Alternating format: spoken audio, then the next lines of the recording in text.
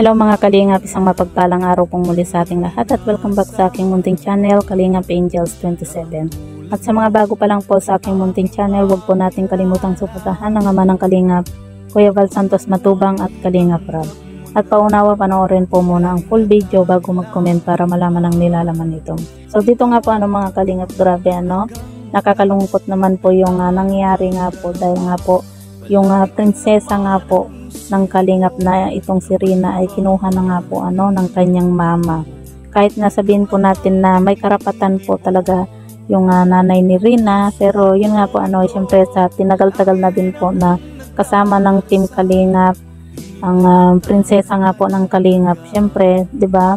Lahat po tayo nalulungkot din po kasi wala na po yung prinsesa ng Kalingap na si Rina nga po. At yun nga po ang dami pong mga viewers, lalo na po sa mga supporters nga po ni Rina ang nalungkot. At ang dami pong nagko-comment nga po na kung po pwede lang po sana na wag po sanang ibigay itong si Rina. Pero yun nga, syempre karapatan ni Nanay Melanie na siya yung mag-alaga po talaga sa kanyang anak nga po. Lalo na at menor de edad pa po itong si Rina nga po Pero yun nga po, syempre nakakalungkot din po isipin na kumbaga sa tinagal-tagal na rin po ni Rina sa Team Kalingap at hindi pa po ito lubusang magaling. Kumbaga nandun na at saka nag-aaral pa po itong si Rina, 'di ba? Tapos bigla na lang pong kukunin at alam po natin mga Kalingap na maninibago po itong si Rina nga po dahil syempre unang-una alam naman po natin na itong si Nanay Melanie ay hindi po niya inalagaan itong si Rina mula po pagkabata.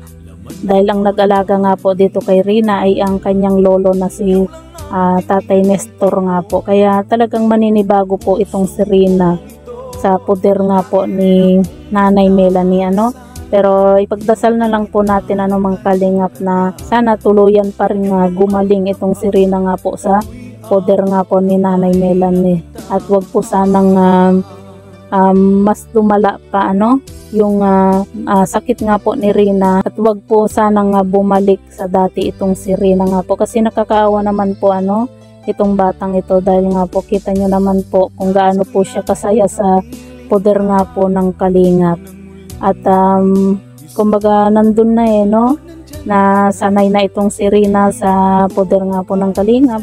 Tapos nagagawa na po ni Rina lahat, 'di ba? Sabi nga po ni Kuya Val, 'di ba, mga Kalingap, nakakapag-broadcast na nga daw po itong si Rina, Saka nakakapanghinayang po mga Kalingap dahil nga po nag-aaral itong si Rina.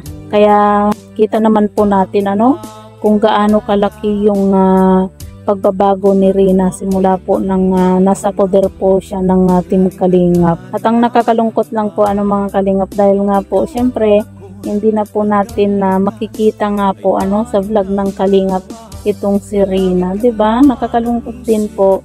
Talaga nga isa rin po talaga ako sa sobrang nalulungkot kasi hindi na po natin makikita itong prinsesa nga po ng Kalingap na si Rina.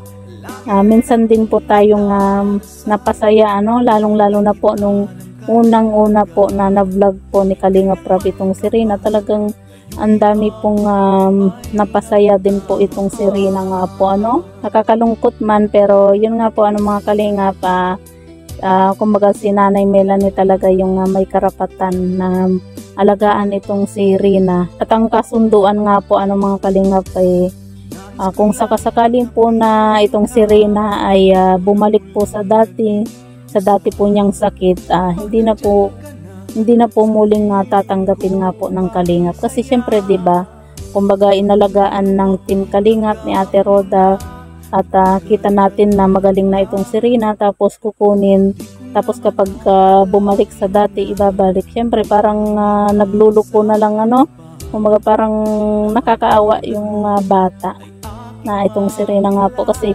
parang kumbaga yung pagod, yung hirap po ng Team Kalingap para gumaling itong si Rina tapos kukunin din kapag magkasakit ulit ibabalik, 'di ba? Kaya naman ang kasunduan nga po ay once na bumalik po ang sakit nga po ni Rina at ibinalik ito sa Team Kalingap, hindi na po siya tatanggapin nga po ng Team Kalingap. Pero yun nga po sa live nga po ni Kuya Bal, pwede naman po silang mamasyal nga po pwede naman po nga mamasyal nga po itong si Nanay Melanie at Rina nga po sa dai. So yan po mga Kalingap, nga po ang masasabi nga po ninyo sa video ito. I-comment nyo lang po sa ibaba at babasahin po natin isa-isa.